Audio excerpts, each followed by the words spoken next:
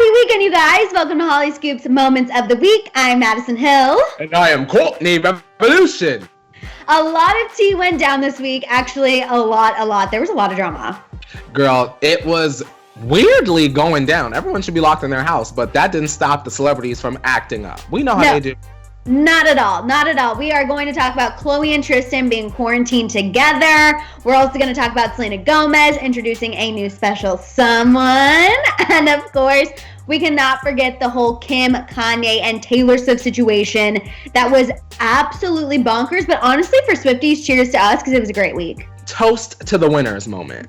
Yes, exactly. Okay, first, you guys, we also are going to talk about a few other things we didn't have time. But first, let's talk about Khloe and Tristan because we got to get through the mess right at the beginning. So at the beginning of the week, we had a report from Us Magazine where a source confirmed that Khloe and Tristan were in quarantine together. Then the source said that, Khloe doesn't have any bad feelings towards Tristan and that being quarantined just made her have a soft spot. And we were just like rolling our eyes.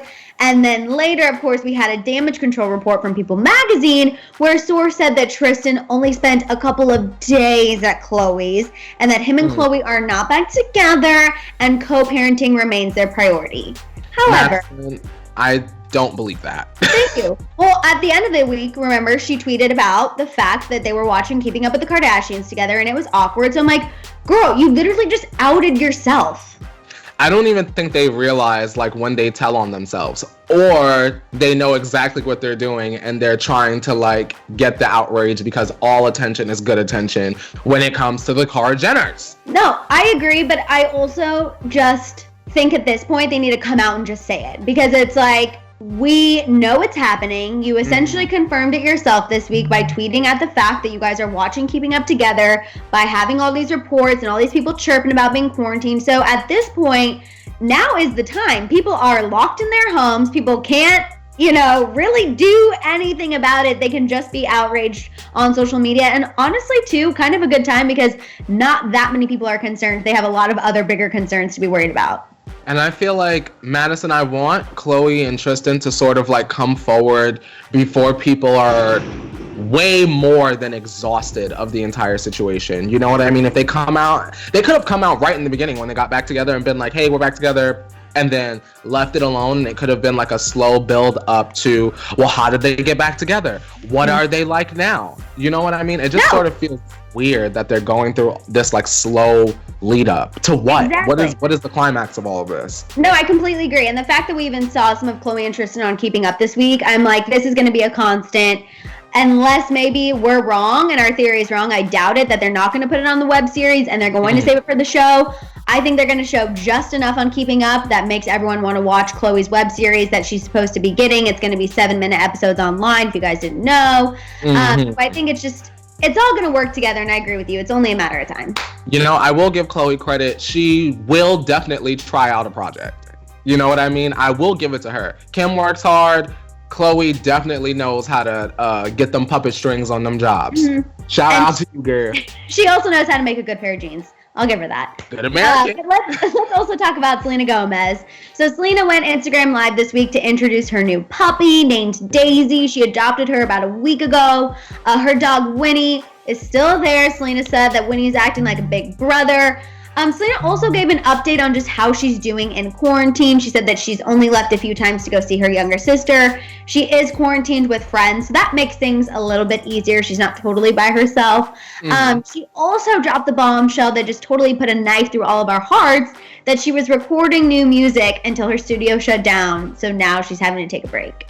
That has me stressed out because I thoroughly enjoyed Rare. So the idea, not saying that this is happening, but the idea of a re-release or a deluxe edition or a buy my Rare Beauty and you get 5 songs, the idea of that is exciting, and it sucks, Maddison, that the stupid COVID-19 is causing celebrities to sort of take a step back and reevaluate how they work and how they want to present that work to us. No, exactly. And even later in the week, she posted some shots from the studio with Julia Michaels and Justin Tranter, and we know that obviously she worked with them on Rare. But remember, we were is this from a more recent studio session and just further proof that we could have had something extra if this freaking thing did not ruin it? And obviously there's much bigger consequences from everything that's happening right now. But, you know, our job is to kind of look at the bright side of things and look at the more lighthearted side of things. And I'm just like, we were on our way to having something extra new from Selena. At least we got the performance video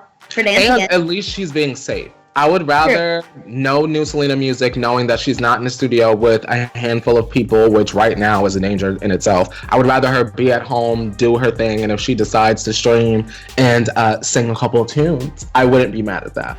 Exactly. Okay, let's move on and get into this whole Taylor Swift, Kim Kardashian, Kanye West situation. So a fan leaked the full phone call between Taylor Swift and Kanye West that happened in 2016 in regards to Kanye's song Famous. It essentially proved what we've all known all along, that Taylor was telling the truth this entire time. She never approved of Kanye calling her the B word in his song. She never heard the song in its entirety. It just really vindicated her, and it was a great feeling for Swifties. Listen, Maddison, this was something that I always believed, but I never realized how good vindication feels when you have like a hard receipt. Like no one can dispute actual unedited footage. You know what I mean? So once it was out and people could fully sit and digest the conversation from both sides, because you know we always say it's like their side, and then there's the truth. I feel like if there was a neutral party filming and that neutral party put it out for everyone to sort of decipher, then Exactly. Later in the week, Taylor addressed the whole situation on Instagram. She posted on her Instagram story saying, instead of answering those who are asking how I feel about the video footage that leaked, proving that I was telling the truth the whole time about that call, you know, the one that was illegally recorded, that somebody edited and manipulated in order to frame me and put me and my family and fans through hell for 4 years. Swipe up to see what really matters. She also posted a link to the World Health Organization so people could donate to the corona crisis that we're in right now, which we loved because we're like, oh, she is being philanthropic. She is helping while also just like trying to nip it in the bud. You know what I mean? I love the way that Taylor Swift, in my eyes, Maddison, was like, girl, I know. More importantly, donate to this. You know what I mean? She could have taken that moment to really sink her claws in, if you will. But I love the fact that she took the high road and she just decided to focus on what really mattered.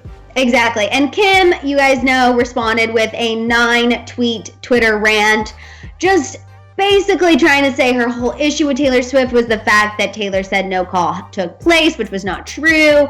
She tried to say that she didn't edit the footage. She just posted some clips on Snapchat, which we all told her, when you're choosing which clips to put up there and you're splicing things together, that is actually called editing. She basically compared Kanye recording the making of all of his albums to Taylor Swift's Sundance Film Festival documentary that was on Netflix. That was a mistake. No. And then she said that she, you know, this is the last she's going to speak about it and she didn't want to bore people anymore. Well, listen, the girls and boys weren't bored. We just wanted the truth. And we have the truth. And honestly, the defense was weak, Maddison. Taylor's publicist came out and said, girl, what are you talking about? Like, in my eyes, Kim didn't really make a lot of sense. It felt like she was squandering a little bit. And you know what? Good. I feel like it's rare that we see the Kardashians a little uncomfortable. And I feel like reading those tweets definitely showed that Kim was like, ooh, I better pull something together and quick. Right, exactly. And I also think it's very convenient that, of course, this leaked right before Keeping Up with the Kardashians premiered. The new season premiered this week. And speculation, not confirmation, someone in the camp leaked the footage. But I would not be surprised, Maddison. We're in the midst of coronavirus. The Keeping Up with the Kardashian show has moved from Sundays, which has been like their spot, to Thursday. Lots of people did not even know that it moved. So, of course, the Kardashian camp, they need people to put their eyes on them so that they can, well, catch up with what's going on. Exactly. Okay, we're just going to blow through the last other... Right, no, absolutely. We're going to blow through the last couple headlines. Number one, Lizzo. Lizzo has been holding meditation sessions on her Instagram with her flute. So if you need to feel centered during this time, go hit up Lizzo's Instagram. I'm looking for it. Shout out to Lizzo. Get us all together and get our chakras aligned. Yes, and then Meghan Markle, you guys, she is reportedly going to narrate a new Disney Plus movie called Relevance. elephants, excuse me. So Prince Harry, remember that video of him talking to Bob Iger being like, my wife does voiceovers. Yeah. Clearly works. The movie is going to premiere in celebration of Earth Month and will aid Elephants Without Borders. Is that going to be on Disney Plus? I want to watch that one. Yes, it's going to be on Disney Plus. Disney Plus, yay. All right, you guys, that is all the time we have. So it is time to let us know your thoughts. What is your reaction to Khloe and Tristan quarantining together? Also thoughts on Kim, Kanye, and the Taylor Swift situation. And what did you guys think of Selena Gomez's new puppy? Also, are you sad to hear that she was working on music in the midst or before the corona? Literally, I'm actually very sad. And finally, what did you think of the other headlines we discussed? Lizzo and Meghan Markle, let it out down below. Don't forget to tune into the Morning Tea on Monday, 8:30 a.m. Pacific Standard Time. In the meantime, make sure you shop that Hollyscoop store, subscribe, and click the notification bell. We'll see you guys next time. Bye!